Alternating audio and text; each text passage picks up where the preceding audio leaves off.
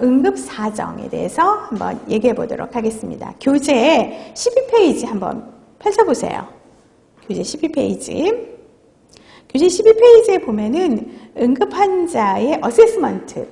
우리가 어떤 간호라든가 어떤 그 치료 중재를 하기 위해서는 가장 먼저 해야 되는 게 뭐냐면 어세스먼트예요. 그렇죠? 그 환자를 보고 그 환자에 대해서 빨리 터득을 해야 돼요. 이 환자가 어떤 상태라는 거를, 그게 바로 어세스먼트거든요.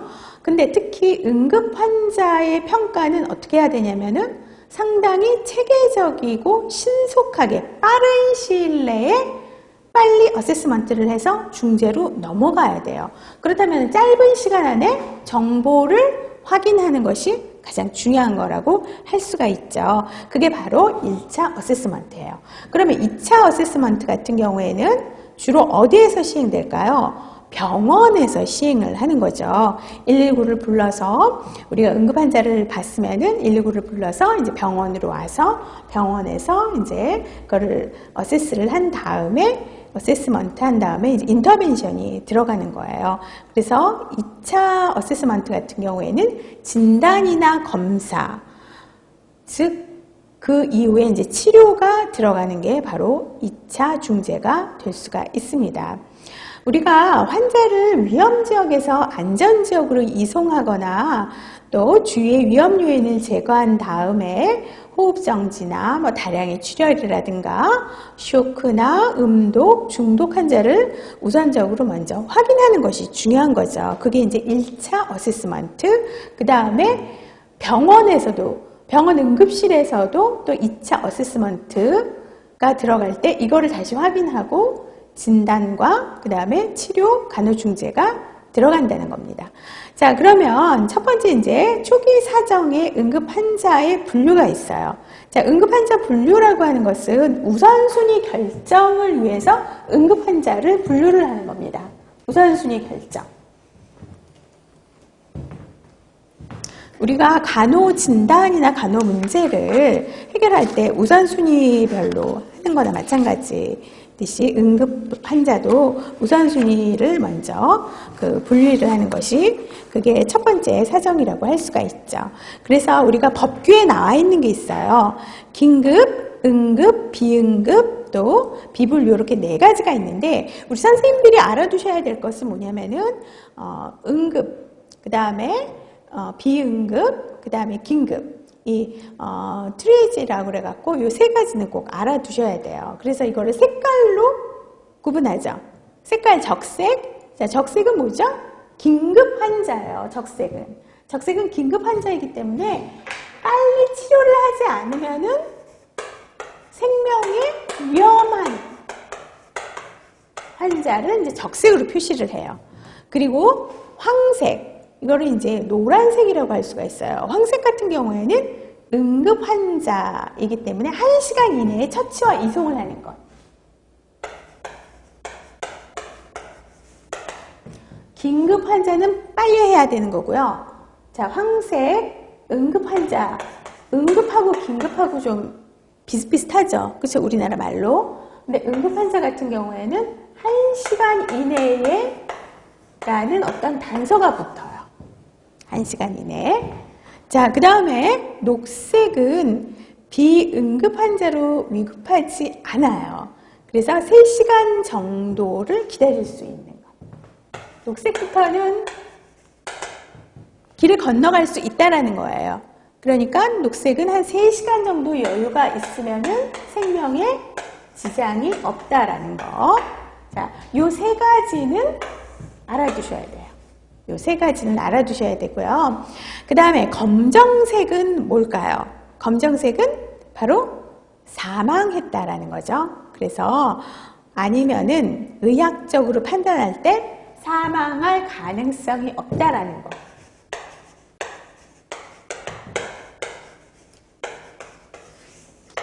사망을 하거나 아니면은 다시 회복될 가능성이 없다라는 것이 검정색이에요. 그래서 우리 선생님들은 적색, 황색, 녹색 요 시간, 1시간 이내, 3시간 이후 요거를 꼭 기억을 하시기를 바랍니다. 자, 그 다음에 이제 순서 소생술, 순서 및 소생술을 보면은요, 우리가 환자 접촉 후 가장 먼저 보는 게 기도 유지죠. 그렇죠? 기도, 숨을 잘 쉬고 있는지, 그 다음에 기도가 폐색이 됐는지 안 됐는지, 기도 유지, 그 다음에 경부 고정을 하고, 호흡 기능을 유지를 한 다음에 순환 기능을 유지하고, 그리고 기능장애 평가, 의복 제거와 지속적인 소생술의 순서를 신속히 평가하고 소생술을 적용을 해야 합니다. 첫 번째가 기도 유지와 경부 고정이에요. 제일 처음 확인하는 것이 이제 기도 유지죠. 그래서 대부분 척추 손상이 의심되지 않을 경우에 두부 후굴 및 하악 거상법을 많이 하죠. 기도 유지와 경부 고정.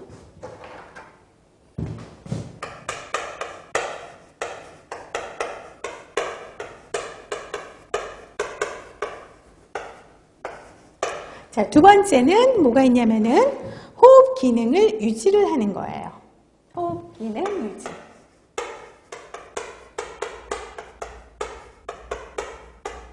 기도를 유지를 해야지만이 호흡 기능을 유지할 수 있는 거죠. 그리고 세 번째가 순환 기능. 네 번째가 기능 상태 유지예요. 기능 상태 유지.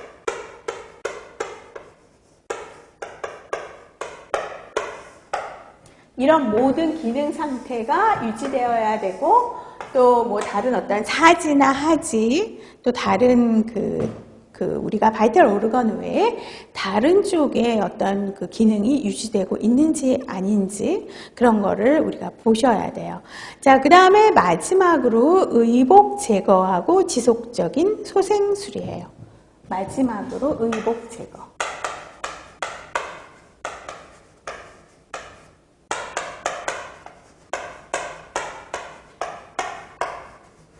그래서 이 순서를 좀 알아두셔야 됩니다. 첫 번째 기도 유지, 경부 고정.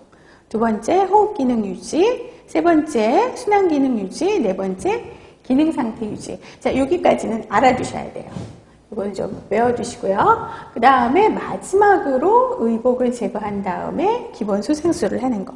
여기까지 뭐예요? 이건 어세스먼트를 한 다음에 그 다음에 바로 중재가 들어가는 거죠. 그래서 의복을 제거하는 것은 이럴 때 이제 그 노출이 심해질 수가 있으니까 추위에 또 노출이 될 수가 있거든요. 그러면은 옷을 벗기다가 만약에 화상 환자 같은 경우에는 2차적 손상이 있을 수가 있으니까 가위를 사용하는 경우가 있어요. 2차적 손상을 예방하기 위해서. 그래서 우리가 가위를 사용하는 이유는 2차적인 손상을 예방하기 위해서고요.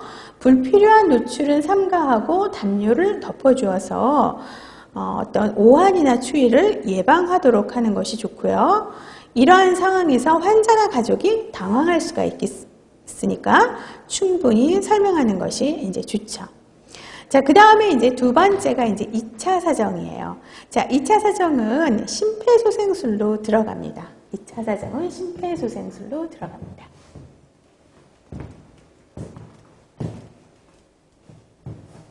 우리가 CPR 하면서 심폐소생술을 많이 하는데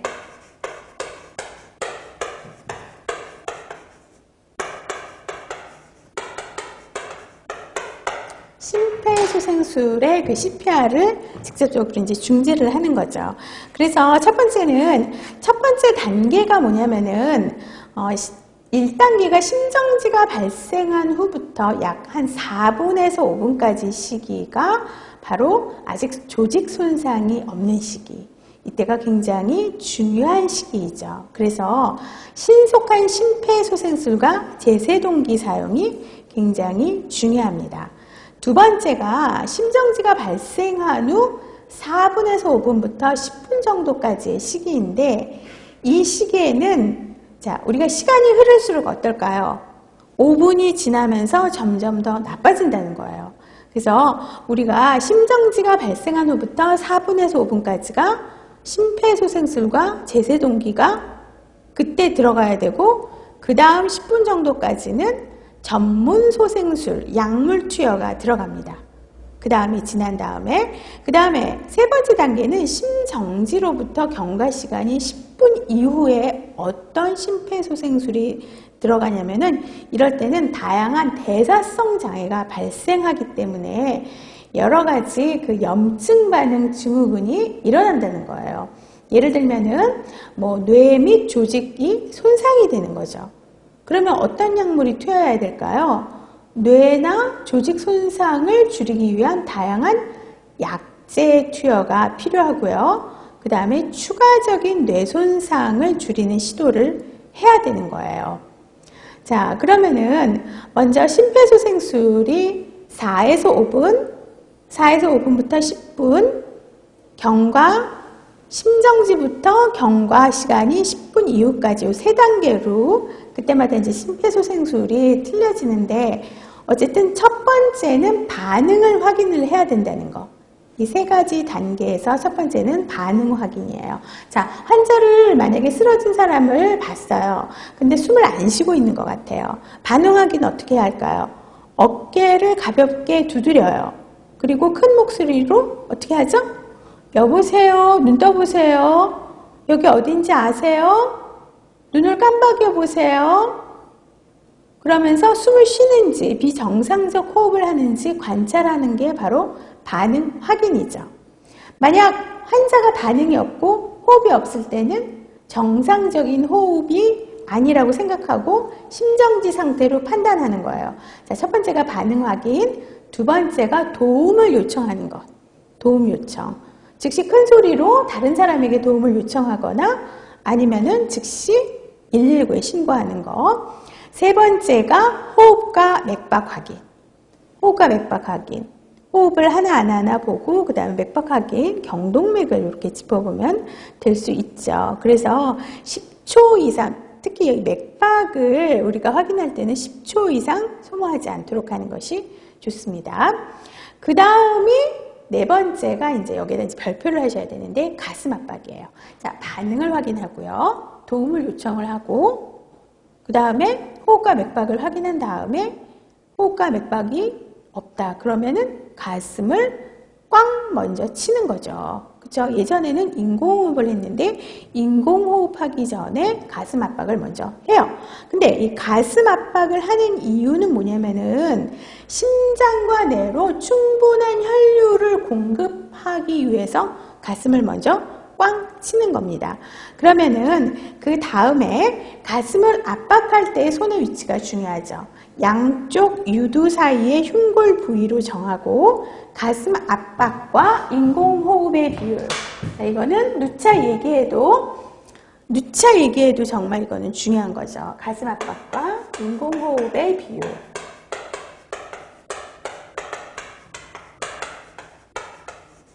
30대 2죠. 30대 2로 가슴 압박을 해야 되고요. 깍지를 낀 다음에 이 손가락이 가슴에 닿지 않도록 주의해야 하면서 양팔을 쭉 핀 상태에서 체중을 실어야 돼요. 나의 체중을 실어서 환자의 몸과 어떻게 수직이 되도록 가슴을 압박을 해야 됩니다. 자, 요게 이제 중요한 거죠. 그래야지 이렇게 압박을 해야지 혈액이 충분히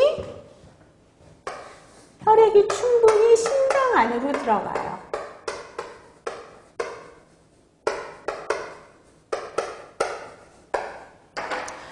팔꿈치를 펴고요.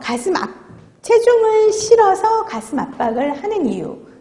혈액이 충분히 심장 안으로 들어가게 하기 위해서 하는 겁니다. 자, 그 다음 단계가 이제 기도를 우리가 유지를 하는 거예요. 기도 유지. 그래서 기도를 먼저 개방한 다음에 뭐 턱을 들어 올리거나 아니면은 두부 후굴 및 하악 거상 같은 어떤 그런 걸 해야 되는데 이거는 단서가 있어요. 경추 손상이 없는 상태에서 바로 이런 턱을 들어 올리는 방법을 해야 된다는 거죠. 자, 혀와 턱 근육을 이완시켜서 혀가 뒤로 넘어가는 것을 방지해야 된다는 거 기도 유지에서 기억을 하시기를 바랍니다. 그 다음에 가슴 압박, 기도 유지 다음에 그 다음이 뭐냐면은 인공호흡이에요. 예전에는 인공호흡이 먼저였잖아요. 근데 가슴 압박, 기도 유지, 인공호흡 이렇게 들어갈 수가 있어요. 그러면 인공호흡은 어떻게 돼요? 손의 엄지와 검지로 환자의 코를 먼저 잡아야죠. 잡아서 어떻게 막아야 돼요. 그죠? 잡아서 막고 입을 크게 벌려갖고 환자의 입을 완전히 막아야 돼요. 입을 크게 벌려서 환자의 입을 완전히 막은 다음에 가슴이 올라올 정도로 1초 동안 숨을 불어 넣어 쉬어야 돼요. 그래서 숨을 불어 넣을 때에는 환자의 가슴이 이렇게 부풀어 오르는지, 환자의 가슴이 이렇게 부풀어 오르는지 확인해야 돼요.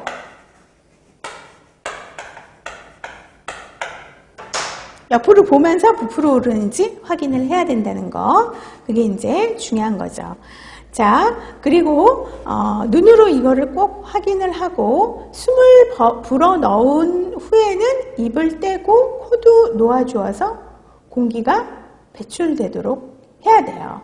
자, 그래서 이게 바로 이제 인공호흡이에요. 근데 인공호흡 할 때의 주의사항을 우리 선생님들이 알아두셔야 돼요. 1초에 걸쳐 인공호흡을 합니다. 1초. 완전히 입을 막아야 되죠. 1초에 걸쳐. 그 다음에 구조자가 2명인 상황에서는요, 기관 튜브나 혹은 후드 마스크 기도가 삽입될 수가 있죠. 그럴 경우에는 1회 호흡을 6초마다 시행을 해야 돼요. 6초. 자, 기계가 들어갔을 때는 6초, 사람이 했을 때는 1초 구분하시고요. 그리고 가슴 압박 동안에 인공호흡이 동시에 이루어져야 할까요? 안 할까요? 가슴 압박과 인공호흡이, 가슴 압박하는 동안에 인공호흡이 동시에 일어나면 안 돼요. 이게 가장 중요한 키포인트가 될 수가 있고요. 또 인공호흡을 너무 과도하게 하면, 과도하게 한다는 게 뭐죠? 너무 숨을 많이 들여 쉬게 하면은 과다환기가 돼요. 과다환기를 유발하지 않도록 하고요. 그리고 2분마다 가슴 압박과 인공호흡을 교대로 해주어서 시술자가 빨리 지치지 않도록 하고 효과적으로 심폐소생술을 할 수 있도록 해야 돼요. 자, 5초 이상 중단되지 않도록 하는 것, 그것도 중요합니다. 심폐소생술은 언제까지 지속하느냐? 그렇다면은 만약에 환자의 맥박이나 의식이 돌아오면은 그때까지 하면 되죠. 그리고 또 돌아오지 않았어요. 의사가 사망을 선고할 때까지. 사망을 선고하면은 심폐소생술은 그만둬야 되고요. 응급구조요원이 교대로 도착해서 교대할 때까지 계속 해야 되고, 또 구조자가 하다가 탈진해서 더 이상 할 수 없을 때 어떻게 해야 돼요? 교대를 해줘야 됩니다. 자, 그렇다면은 회복을 이제 확인을 하는 게 마지막 단계죠. 회복 확인. 환자가 죽지 않고 이제 돌아왔어요. 이게 순환이 되면서 호흡까지 다 돌아왔어요. 그 회복을 확인하는 것, 방법. 첫 번째, 동공이 수축하고 빛에 대해서 반응한다. 자, 이거는 뭐냐면 대광반사라고 할 수가 있죠. 그래서 동공이 수축하고 빛에 대한 반응을 보이는 거, 대광반사. 두 번째, 경동맥이 명백하게 확인될 경우. 우리가 이쪽에 경동맥이 명백하게 이게 촉진될 경우, 그리고 환자가 스스로 호흡을 하는 거를 우리가 보는 거예요. 자발적 호흡. 네 번째, 환자가 스스로 움직일 수 있는 거. 특별한 어떤 손상이라든가 그런 거 없을 경우에. 그리고 안색이 창백하다가 붉은색으로 돌아오는 경우죠. 자, 호흡이 회복되면은요, 환자를 옆으로 돌려서 눕히는 게 중요합니다. 왜냐하면은 기도가 다시 또 막힐 수가 있어요. 측위. 기도가 퇴색되는 거를 예방해주고요. 또 흡인을 예방해줘요. 기도 폐색을 예방해주고 흡인을 예방해줍니다. 그리고 자세한 어떤 이런 자세는 외상이 없는 경우에만 해당된다는 것을 꼭 기억을 하시면 됩니다. 자, 근데 이 CPR에 합병증이 있어요.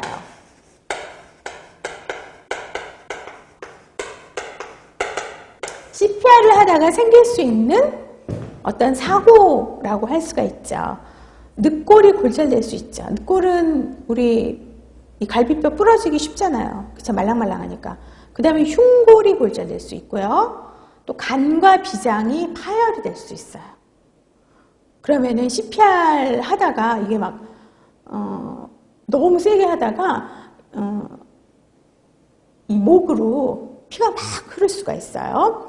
그리고 기흉이 생기면서 혈흉이 생기고 또 심장 압전이 생길 수가 있죠. 심장 압전. 심장이 꽉 눌리는 거예요. 더 이상 순환을 할 수가 없는 거.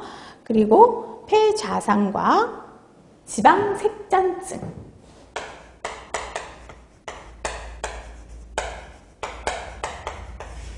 CPR에 합병증이 될 수가 있다는 겁니다.